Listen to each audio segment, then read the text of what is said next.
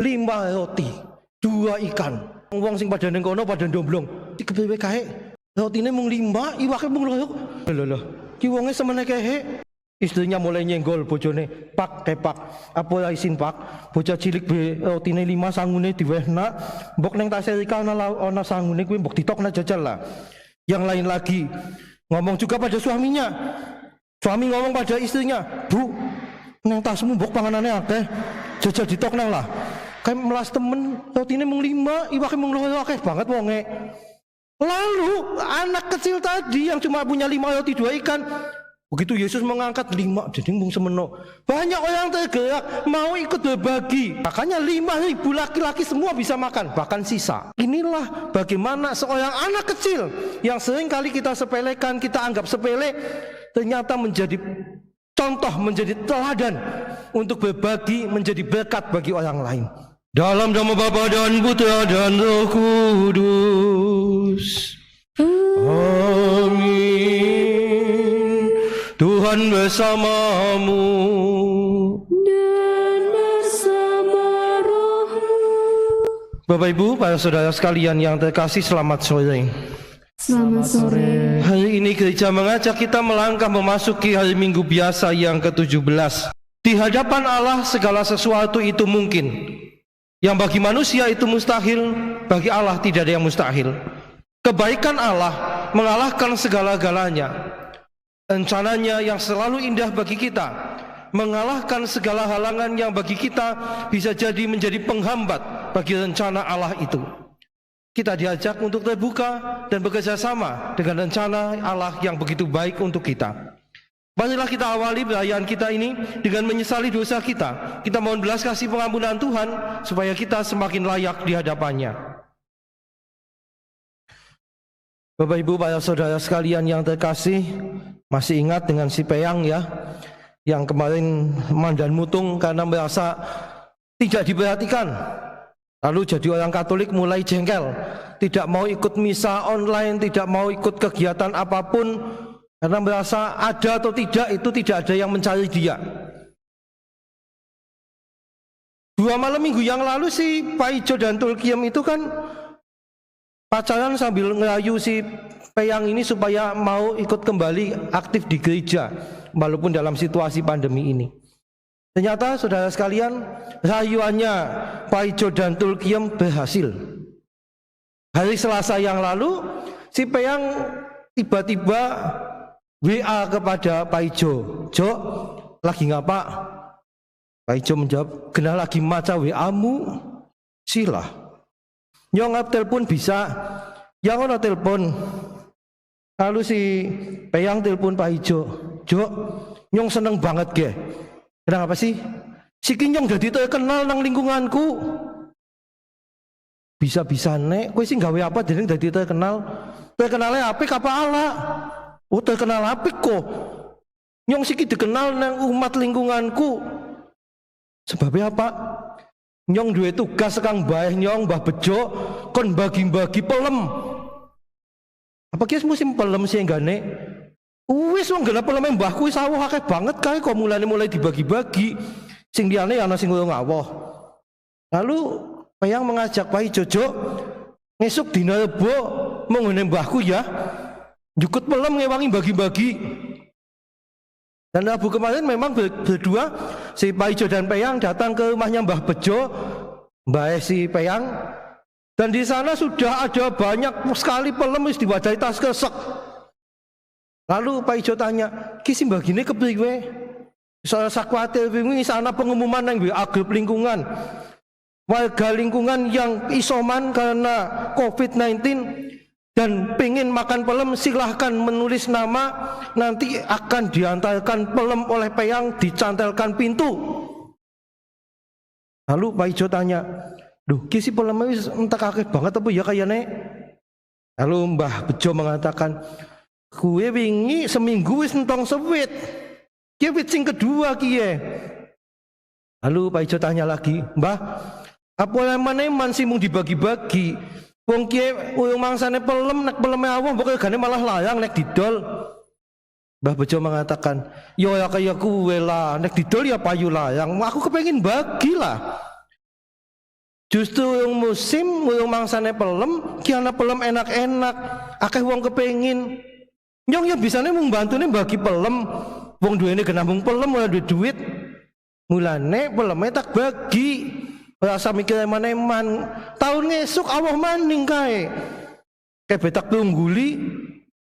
Deh, engko kepriwe mbah nek dipelungguli? Justru nek dipelungguli wohe dicukuti kabeh, dipanen, mengko wohe tambah akeh maning, jo dadi rasa wedi. Wis, guys iki tugasmu kaya peyang, ge dibagi. Kowe ning WA grup wis ana daftare sapa bae sing njaluk, tulung dibagi, dikirim nang ana. Ben dadi berkat nggo wong akeh. Dan Rabu Kamis kemarin mereka berdua, Pak Ijo dan Peyang, menjadi duta nyambah Pak Ijo keliling lingkungan untuk membagi pelem. Bukan hanya lingkungannya Peyang, banyak lingkungan lain yang ternyata kepingin, karena pelem Mbah Bejo legi-legi banget. Sampai situ dulu. Bapak Ibu dan para saudara sekalian yang terkasih, dari apa yang terjadi yang dialami oleh Peyang dan Pak Ijo tadi bersama dengan Mbah Bejo, kita bisa melihat ada banyak hal yang bisa kita ambil di sana. Bagaimana kerelaannya Mbah Bejo pertama-tama. Sebentar ngelap keringat, aduh.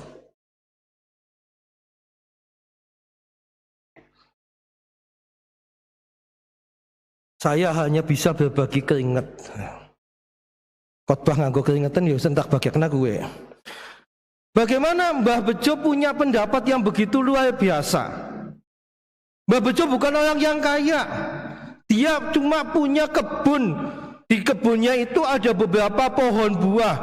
Di antaranya 4 atau 5 pohon buah mangga alias pelem. Saat ini memang sebagian mangga itu sudah berbunga, sudah ada yang berbuah, tetapi belum musim sungguh-sungguh. Sehingga buah mangga ada tapi tidak banyak, masih menjadi barang yang langka. Kalau Mbah Bejo itu tadi mau berbisnis, itu menguntungkan sekali. Wis jelas peleme legi-legi, organik, kaya nganggo pupuk macam-macam. Iki durung musime didol mesti payu larang. Apa maning siki oke wong kena Covid butuh vitamin sekang buah-buahan. Mesti hasil akeh. Tapi lihat, Mbah Bejo tidak mau memanfaatkan kesempatan itu. Dia dengan tulus mengatakan pada Pak Ijo tadi, nyong duwene mung pelem, nyong ora bisa bagi liya-liyane. Tampaknya Mbah Bejo melihat ada tetangganya yang membagikan beras, ada yang membagikan sembako macam-macam, mie dan gula dan apalagi itu. Gereja juga membagi. Mbah Bejo mengatakan, aku duwene mung pelem, ya kiye tok sing tak bagekna. Berbagi bagi Mbah Paijo bukan mencari keuntungan. Untuk mau berbagi, dia melepaskan kesempatan. Karena mau berbagi, dia melepaskan kesempatan untuk dapat untung. Itu yang luar biasa. Dan Mbah Bejo mengatakan, yang saya miliki aku mung duwene pelem. Saya punya hanya pelem, yaitu saya bagikan itu. Berbagi bukan dari kelebihan, tetapi apa yang ada, itulah yang dibagikannya. Mbah Bejo tidak punya duit untuk belanja sembako untuk dibagikan, vitamin nggak punya, tapi Mbah Bejo punya pelem yang bisa dibagikan. Yang lain, gereja bisa membagikan sembako, bisa membagikan vitamin. Disitulah masing-masing berbagi sesuai dengan kemampuannya. Peyang yang semula mutung, tiba-tiba dia mau berubah karena dia merasa dengan segala yang dia punya, dia tidak bisa membagikan harta miliknya, tapi dia bisa membagikan tenaganya untuk menghantarkan pelem-pelem Mbah Bejo sampai kepada orang-orang yang membutuhkan. Ini Peyang yang juga berbagi. Dia tidak punya duit, tidak punya harta, tapi dia punya tenaga, dia punya waktu untuk berbagi. Maka di situ kita belajar bahwa untuk berbagi ternyata tidak membutuhkan macam-macam banyak kekayaan. Yang penting adalah niat. Niat untuk berbagi. Dan Mbah Bejo tadi mengingatkan, wah asah wedi kentongan, tidak usah takut kehabisan. Berkat Allah selalu mengalir, maka bagilah. Bapak Ibu dan para saudara sekalian, hal yang sama itulah sebetulnya yang bisa kita lihat dalam bacaan pertama dan bacaan Injil pada hari ini. membagikan makan yang jumlahnya hanya sedikit kepada orang lain. Bacaan pertama, pelayan abdi Allah itu bingung ketika Elisa, abdi Allah itu Elisa, mengatakan itu orang-orang itu dikasih makan. Pelayannya bingung, bagaimana aku dapat menghidangkannya di depan 100 orang. Nah, rotinya cuma 20 jelai, roti jelai gandum. Mung sekantong, dibagi 100 kepriwe. Elisa mengatakan, tidak usah takut, tugas kita membagikan, lain-lain urusannya Allah. Dan nyatanya itulah yang terjadi. Bacaan Injil juga sama. Yesus mencobai Filipus. Ini kalau kita harus kasih makan sekian banyaknya bagaimana ya? Filipus ngomong 200 dinar duit itu tidak cukup mengasih makan segini banyaknya.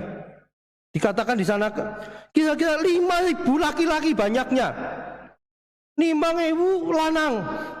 Berarti wadon kalau bocah-bocah ya kepetung, perempuan dan anak-anak belum dihitung. Padahal yang namanya rombongan sekarang ini di mana-mana di gereja juga, pertemuan lingkungan, pendalaman iman, rosario, sing akeh mbok wadon kaya anak-anak. Jadi nek lanange 5.000 ditambah ibu-ibune kayane luwih akeh maning gue. Bisa 15.000. Yang disebut hanya 5.000 laki-laki, perempuan anak-anak belum dihitung. 5.000 laki-laki, wong lanang mangane akeh. Kepriwe carane, bagaimana caranya memberi makan 5.000 laki-laki yang makannya banyak plus ibu-ibu dan anak-anak. Tapi Yesus dikatakan, Yesus sudah tahu apa yang akan dilakukan. Dan saat itu Andreas mengatakan pada Yesus, Yesus, kayak anak bocah cilik sangu rotine 5 iwake 2 Tapi lah roti 5 iwake 2 sih kepriwe ki wong semene akeh. Yesus mengatakan, tidak usah takut, suruhlah orang-orang itu duduk, bocah kuwi kon ngene, iwake ndi karo rotine ngene. Katakan, setelah itu Yesus mengambil roti, mengucap syukur. Dalam tradisi Yahudi, mengucap syukur itu berarti diangkat. Wah, 5 roti, 2 ikan. Wong-wong sing pada ning kono pada ndomblong. Si kepriwe kae? Rotine mung 5, iwake mung 2. Lho. Ki wonge semene kae. Istrinya mulai nyenggol bojone, pak kepak, apa ya isin pak, bocah cilik be rotine 5 sangune diwehna, mbok neng taserika ana sangune kuwi mbok ditokna jajal lah. Yang lain lagi ngomong juga pada suaminya, suami ngomong pada istrinya, bu, neng tasmu mbok panganane akeh, jajal ditokna lah. Kayak melas temen rotine mung 5, iwake mung 2 akeh banget wonge. Lalu anak kecil tadi yang cuma punya 5 roti 2 ikan. Begitu Yesus mengangkat 5, jadi mung semeno. Banyak orang tergerak mau ikut berbagi. Makanya 5.000 laki-laki semua bisa makan, bahkan sisa. Inilah bagaimana seorang anak kecil yang sering kali kita sepelekan, kita anggap sepele, ternyata menjadi contoh, menjadi teladan untuk berbagi, menjadi berkat bagi orang lain. Tindakan anak kecil tadi, sangune mung 5 roti 2 iwake 2 ternyata menjadi pemancing, menjadi mancing yang lain untuk mengeluarkan bekalnya masing-masing.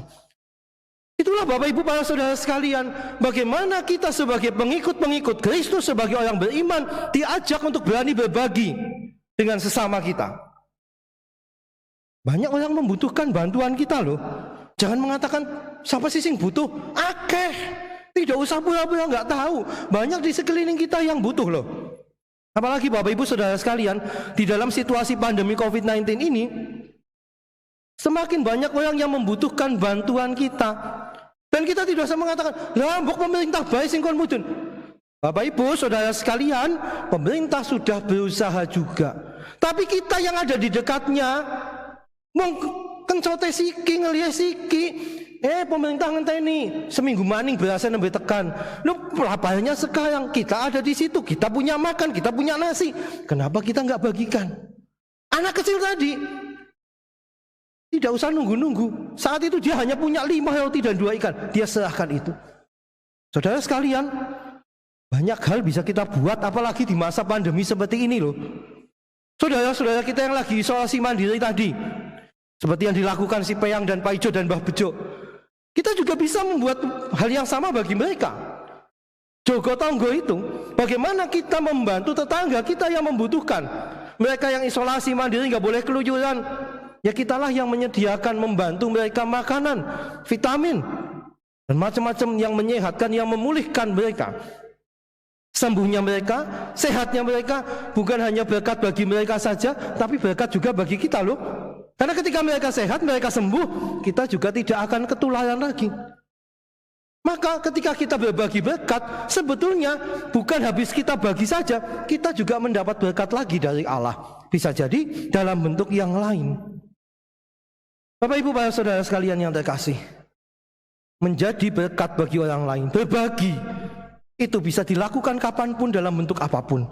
Tadi saya katakan seperti Peyang, dia menjadi pembagi, menjadi dutanya Mbah Bejo, membagikan pelem. Dia tidak punya mangga, tidak punya pelem, dia punya waktu, dia punya tenaga.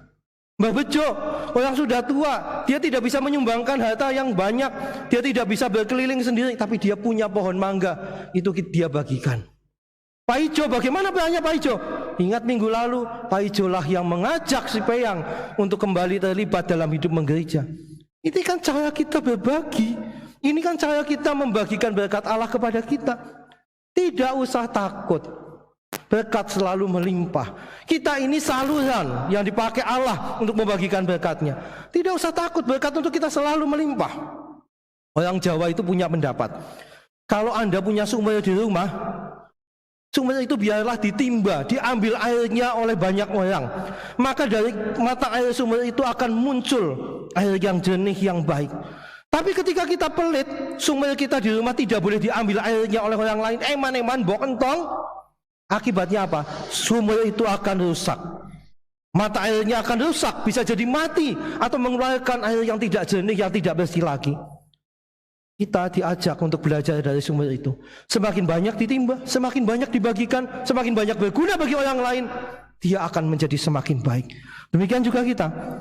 Ketika kita berani berbagi dengan orang lain secara nyata, iman kita semakin tumbuh berkembang, berkat Allah bagi kita juga akan semakin melimpah. Mari kita belajar bukan hanya dari kitab suci, tapi apa yang kita baca di kitab suci bisa kita terapkan dalam hidup kita. Jadilah Pak Ijo, jadilah Peyang, jadilah Mbah Bejo yang membagi berkat bagi sesama, sehingga mereka pun diberkati. Amin. Beberapa pengumuman kita perhatikan bersama untuk paroki Kebumen. Yang pertama, dalam rangka menyambut pesta Santo Yohanes Maria Vianney yang adalah pelindung paroki kita, paroki Kebumen, akan diadakan novena dalam misa secara online pada tanggal 26 Juli sampai dengan tanggal 3 Agustus setiap jam 6 sore, jam 6 petang melalui channel YouTube Paroki Kebumen. Yang kedua, berkaitan dengan keprihatinan kita pandemi COVID-19 ini, kita akan mengadakan doa rosario bergiliran, lingkungan, stasi dan kelompok kategorial secara interaktif melalui program Zoom setiap malam tanggal 26 Juli sampai dengan 3 Agustus jam 7 malam. Jam 7 malam. Pembagiannya adalah Senin tanggal 26 Juli lingkungan 1 dan stasi Sidoarjo. Selasa tanggal 27 Juli lingkungan 2 dan stasi Puring Petanahan. Rabu 28 Juli lingkungan 3 dan kelompok Legio Maria. Kamis 29 Juli lingkungan 4 dan kelompok PWK Santa Monica cabang Kebumen. Jumat 30 Juli adalah lingkungan 5 dan kelompok Persekutuan Doa Pembaharuan Karismatik Katolik Paroki Kebumen. Sabtu 31 Juli adalah lingkungan 6 dan kelompok CFM. Minggu tanggal 1 Agustus lingkungan 7 dan stasi Kota Winangun. Senin tanggal 2 Agustus untuk teman-teman OMK dan Misdinal. Selasa tanggal 3 Agustus untuk kelompok calon prodiakon dan calon pengurus harian DPP Kebumen. Itu mengenai rosario. Lalu yang ketiga, perayaan Ekaristi Santo Yohanes Maria Vianney atau perayaan Ekaristi Pesta Pelindung Pesta Nama Paroki Kebumen akan diadakan pada Rabu tanggal 4 Agustus secara online jam 6 di channel YouTube Paroki Kebumen ini. Rabu 4 Agustus jam 6 petang. Kepada umat Paroki Kebumen saya ingin mengajak Anda semua untuk 3 kegiatan rohani ini, mari kita terlibat secara aktif, penuh semangat untuk menjadi berkat bagi orang lain dalam doa-doa kita. Demikian berita gereja, semoga berkat Tuhan senantiasa melimpah bagi kita. Bapak Ibu Saudara sekalian, terima kasih atas kebersamaan dan doa-doa kita.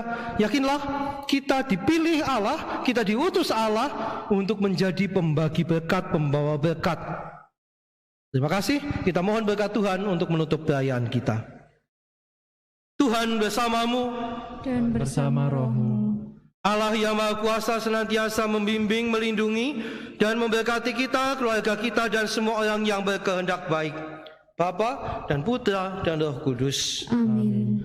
Saudara sekalian, pergilah, perayaan Ekaristi kita sudah selesai. Syukur kepada Allah.